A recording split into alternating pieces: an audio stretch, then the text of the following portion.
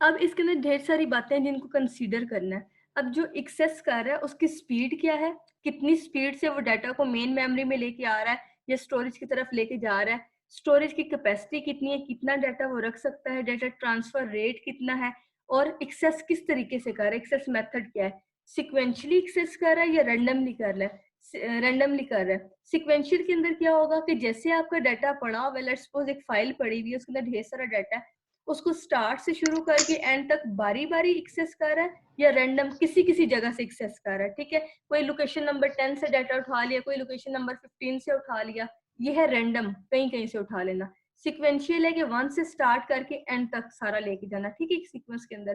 तो ये सारी बातें जो है आगे बहुत डिटेल से पढ़नी है, लेकिन यहाँ पे जितना है हम उसको ब्रीफली जरा देख लेते हैं। ठीक है, तो ये स्टोरेज मैनेजमेंट के अंदर है कि डाटा जो है वो फिजिकल मीडिया के ऊपर प्लेस कर दिया जाता है, स्टोरेज डिवाइसेस के ऊपर, फिर उनको एक्सेस करके लाया जाता है मेन मेमोरी के अंदर और वहां पे उनको एग्जीक्यूशन दी जाती है। फिर साथ में ये भी देख लिया जाता है उसकी स्पीड कितनी है, कैपेसिटी कितनी है, कितने स्पीड से वो आ रहा है या फिर किस तरीके से एक्सेस किया जा रहा है। यहाँ तक क्लियर है? जी मैम। ठीक है। जी मैम। अब आगे फाइल सिस्टम मैनेजमेंट आ गई, क्योंकि स्टोरेज के ऊपर हमने बात की कि हम फाइल्स को मेंटेन करके लॉन्ग टाइम के लिए रख देते हैं।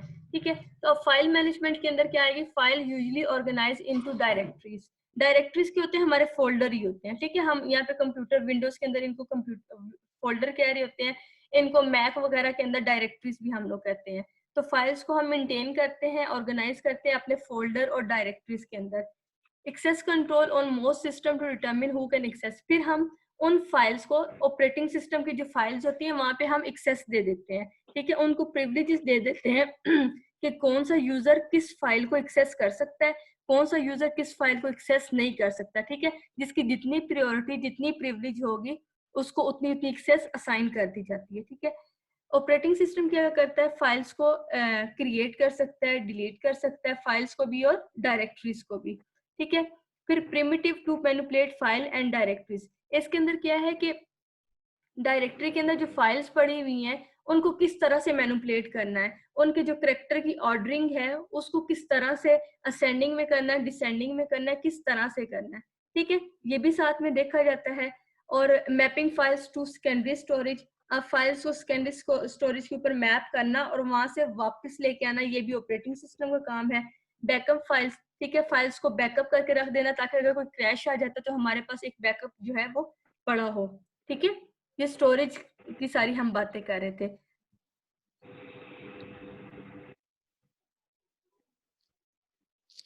ठीक है, अब हम कब ये मास स्टोरेज की बात करते हैं, तब हम करते हैं जब हमने लॉन्ग पीरियड ऑफ टाइम के लिए डाटा जो है रखना हो। ठीक है, वही पहले वाली बात को रिपीट कर रही हूँ कि डाटा जब हमने लॉन्ग टाइम के लिए रखना हो तब हम अपने स्टोरेज के ऊपर रखते हैं, मेमोरी के ऊपर नहीं रखते, क्योंकि मेमोरी हमारी क्या होती है, रैम होती है, और रैम क्या टेम्परेरी होती है, यहाँ पे लाइट ऑफ तो ये खत्म इसका डाटा। जबकि स्टोरेज जो है ये परमानेंट होता है, यहाँ पे हम लॉन्ग टाइम के लिए डाटा रखते हैं। ठीक है, तो हम मोस्टली स्टोरेज को तब यूज करते हैं जब हमने लॉन्ग पीरियड ऑफ टाइम के लिए डाटा जो है अपना रखना हो। लेकिन अगर हम वहाँ पे डाटा रख रहे हैं तो इसकी प्रॉपर मैनेजमेंट जो है वो बहुत इंपॉर्टेंट है। ठीक है, अदरवाइज ऐसे ही डाटा फेंकते जाएंगे, सारा मिक्सअप हो जाएगा, एक्सेस करते हुए प्रॉब्लम होगी, टाइम भी ज्यादा होगा। ठीक है, तो ओवरऑल जो कंप्यूटर की परफॉर्मेंस है वो स्लो हो जाएगी, इसलिए इसकी मैनेजमेंट बहुत इंपॉर्टेंट है। उसके अलावा ऑपरेटिंग सिस्टम क्या काम है, यहाँ पे free space management, storage allocation and disk scheduling. सबसे पहले देखते हैं स्टोरेज एलोकेशन, स्टोरेज एलोकेट करना। ठीक है, किस फाइल को कितना स्टोरेज और कौन सा स्टोरेज दिया गया है। ठीक है, कौन सी फाइल किस स्टोरेज पे रखी गई है, उसकी लोकेशन क्या है। फिर जब वो फाइल खत्म होगी तो वो जो फ्री स्पेस है उसको मैनेज करना। ठीक है, ताकि कोई नेक्स्ट आए तो उसको वो वाली फ्री वाली स्पेस जो है एलोकेट की जा सके।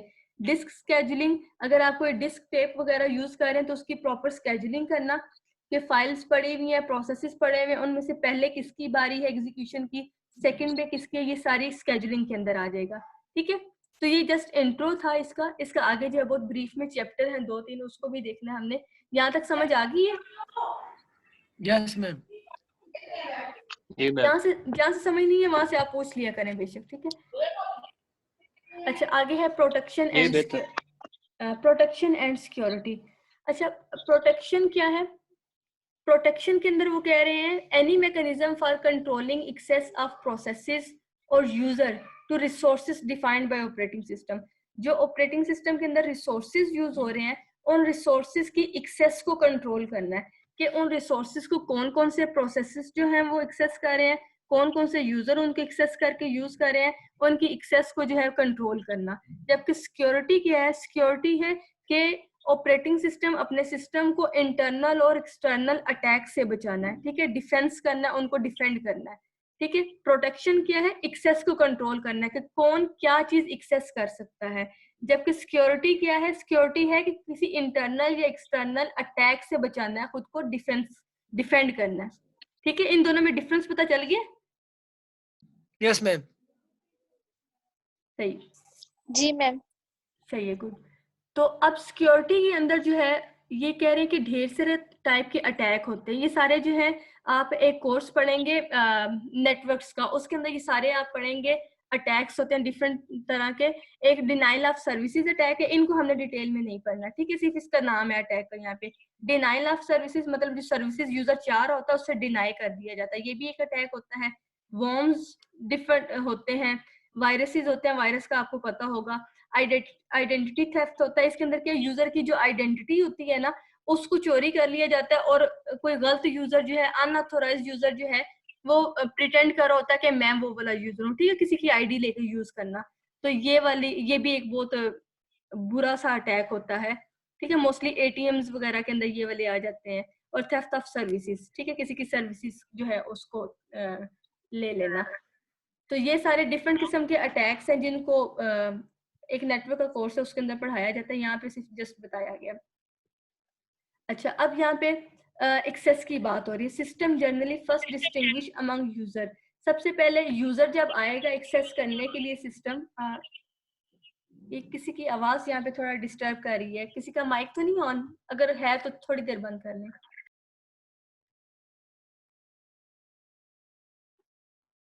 अच्छा, सबसे पहले जब यूजर जो है एक्सेस लेता है सिस्टम पे, यूजर जो है लॉग इन करता है या एक्सेस लेता है सिस्टम के लिए, तो सबसे पहले यूजर को जो है डिफरेंशिएट किया जाता है कि ये कौन सा यूजर है। उस यूजर को डिफरेंशिएट करने के लिए उस यूजर की आईडी देखी जाती है, उसकी जो सिक्योरिटी आईडी है उसको दी जाती है, क्योंकि हर एक यूजर को एक आईडी प्रोवाइड की जाती है, उसी की बेस के ऊपर यूजर को जो है रिकॉग्नाइज किया जाता है ये कौन सा यूजर है।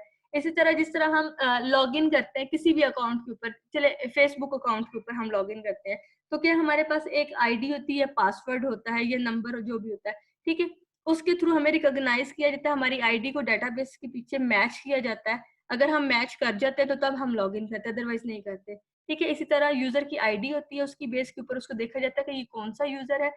फिर देखा जाता है इस यूजर को, उस यूजर की जो आईडी होती है वो जो जो फाइल्स की एक्सेस दी जाती है यूजर को, लेट्स सपोज मैं लॉग इन हुई हूँ तो मेरी आईडी जो है उन तमाम फाइल्स के साथ अटैच होगी जिन जिन फाइल्स को एक्सेस करने की मुझे प्रिविलेजेस दी गई है, ठीक है।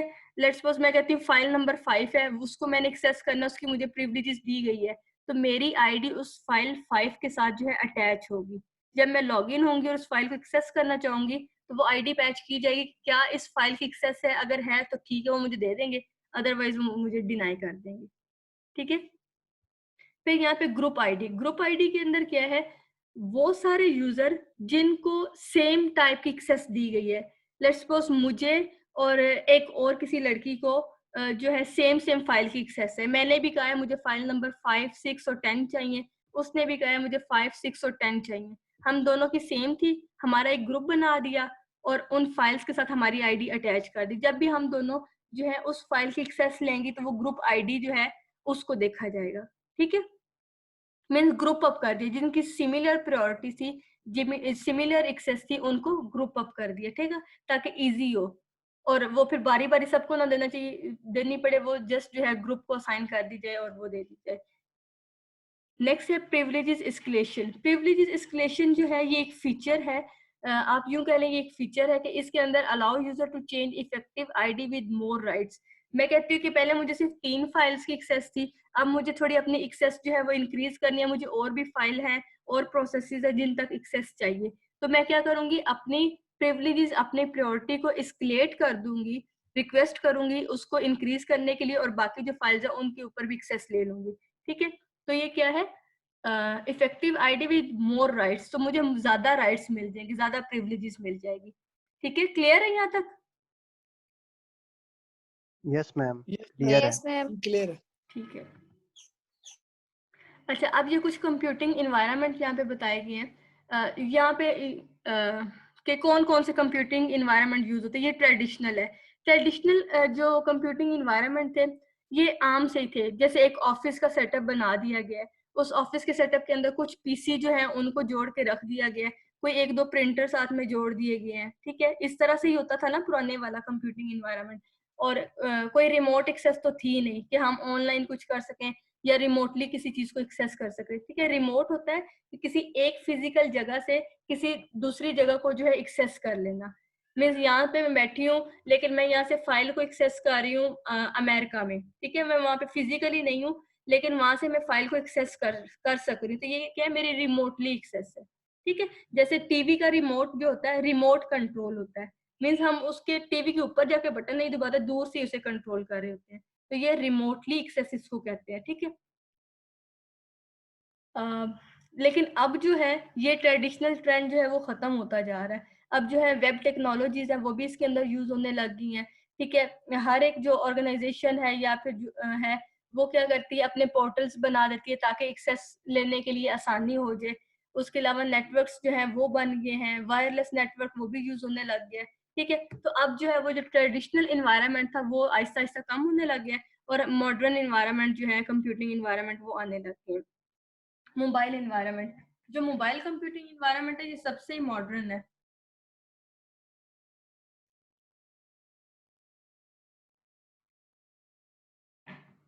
ठीक है, मोबाइल मोबाइल इन्वायरमेंट क्या है, हमारे हैंड हेल्ड डिवाइसेस, हमारे स्मार्टफोन्स, हमारे टैबलेट्स, हमारे पीडीएस। ठीक है, ये जो हम हाथों के अंदर इस्तेमाल करते हैं डिवाइसेस, ये सारे मोबाइल के अंदर आ जाते हैं।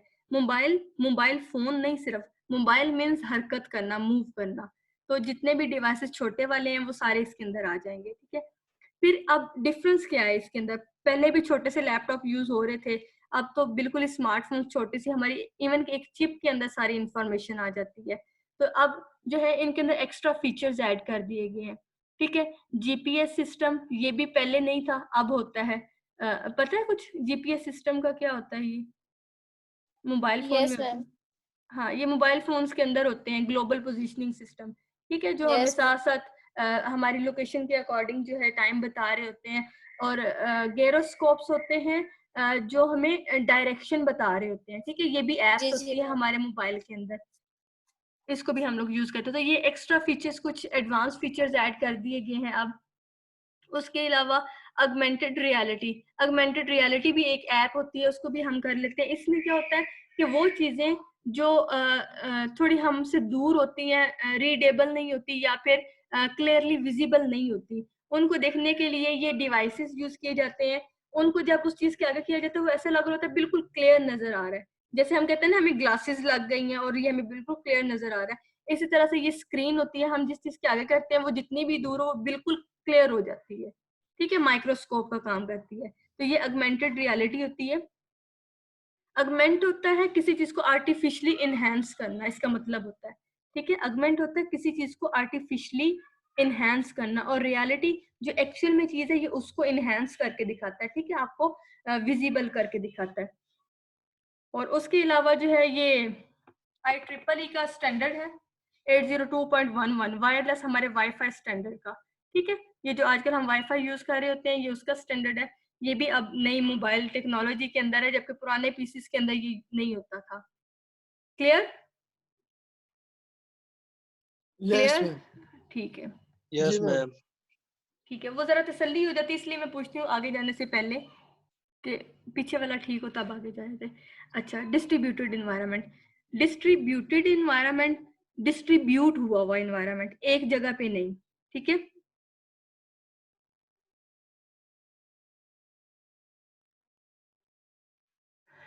इसके अंदर ये है कि एक ऑर्गेनाइजेशन है कोई भी मल्टीनेशनल, उसका एक हेडक्वार्टर पाकिस्तान में है, एक हेडक्वार्टर जो है वो लंदन में है, एक हेडक्वार्टर जो है वो इटली में है, कहीं भी, मतलब दुनिया के अंदर जो स्प्रेड हुआ हुआ है, एक जगह पे नहीं है, लेकिन वो सिस्टम एक तरह से काम कर रहा होता है, ठीक है, उसके सारे रूल्स फॉलो हो रहे होते हैं, सारा वो एक तरह से काम हो रहा होता है।